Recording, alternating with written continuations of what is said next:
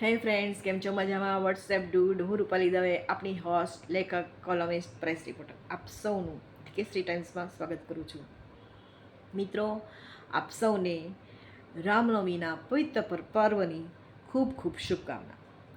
મિત્રો, રામનવમી અને નવરાત્રિ, ભગવાન અને શક્તિ એ બેનો સમન્વય, એક રહસ્ય કેવી રીતે? ચાલો હું તમને સમજાવું. રામનવમી આવે છે એ પહેલાં 8 દિવસ પહેલાં માતાજીનું પ્રાગટ્ય થાય છે. માતાજીના ચૈત્રી નવરાત્રિની શરૂઆત થાય છે. 8 દિવસ આપણે બધા ખૂબ જ ઉપાસના કરીએ છીએ અને પવિત્ર દિવસોમાં આપણે અમુક નીતિ નિયમો વગેરે લઈએ છીએ અને 9મા દિવસે ભગવાન છે એ પ્રગટ થાય છે બાળ સ્વરૂપે.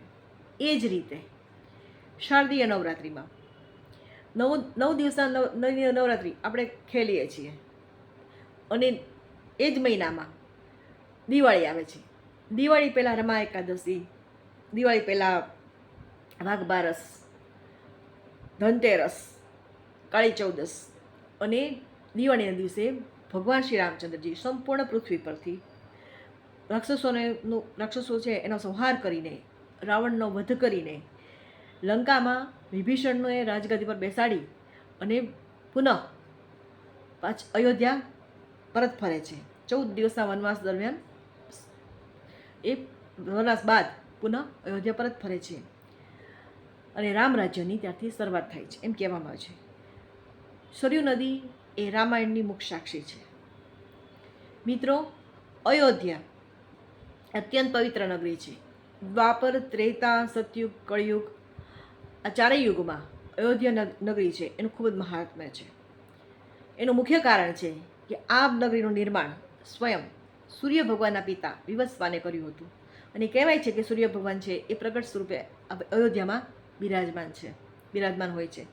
એમ પણ કહેવાય છે કે પૃથ્વીની શરૂઆત થઈ ત્યારે પ્રથમ મનુષ્ય એ અયોધ્યા નગરીથી પોતાનું જીવન છે એ શરૂ કર્યું હતું. મિત્રો, રામનવમીના દિવસે મતલબ કે ચૈત્ર સુદ 9મી અભિજીત મુહૂર્ત એટલે કે બપોરે 12:30 વાગે ભગવાન શ્રી રામચંદ્રજી સૂતિકા સદનમાં પ્રગટ થયા. વિષ્ણુ સ્વરૂપે સૂતિકા સદનમાં પ્રગટ થયા. શંખ, ચક્ર, ગદા, પદ્મ, હસ્ત, ચારે હસ્તમાં ધારણ કર્યા છે. ભગવાને પીળું પીતાંબર ધારણ કર્યું છે. ભગવાને ગળામાં વનમાળા, મોતીની માળા વગેરે માળાઓ, પગ સુધીની માળાઓ ધારણ કરેલી છે.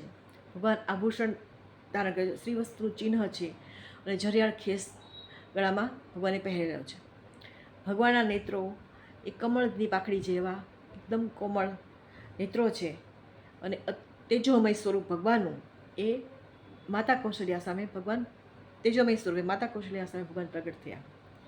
ભગવાનનું તેજોમય સ્વરૂપ માતા કૌશલ્યા એ સહન ન કરી શકે એટલે આંખ બંધ કરી દીધી અને કહ્યું કે ભગવાન, આપ ખૂબ જ કૃપાળુ છો, આપ આપના ભક્તો પર ખૂબ જ કૃપા કરો છો.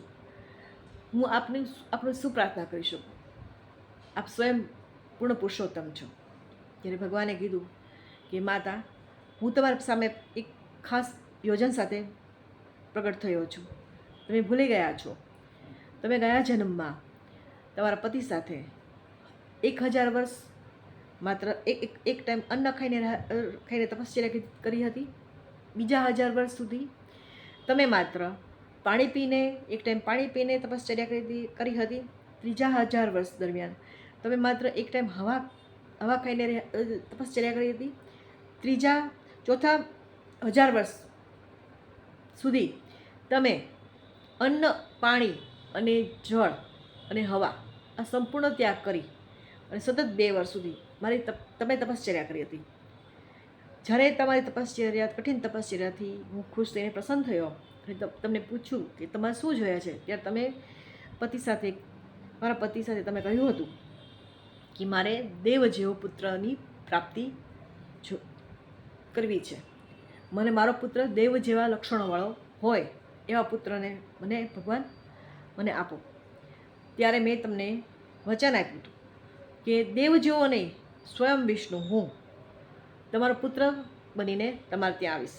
આજે હું તમારો પુત્ર બની અને તમારા સામે ઊભો છું, તો તમે આંખ કેમ બંધ કરી દીધી? એટલે માતા કૌશલ્યાએ કીધું કે પ્રભુ, આપણું તેજ તો આપ એટલા બધા તેજોમય છો કે હું તો નથી જોઈ શકતી, તો બીજા તો તમને કેવી રીતે જોઈ શકવાના છે?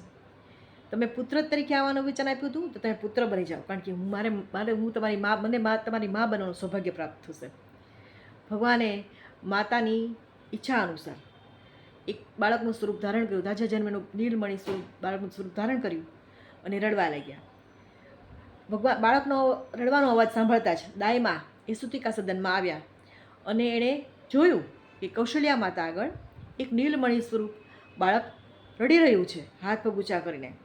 એટલે એણે દાસીઓને માતા કૌશલ્યા આગળ બેસાડી અને થાળી અને લાકડી ટીપને વગાડતા વગાડતા દશરથ રાજા પાસે ગયા અને કહ્યું કે આનંદ ભયો, આનંદ ભયો. દશરથ કે ભવન આનંદ ભયો.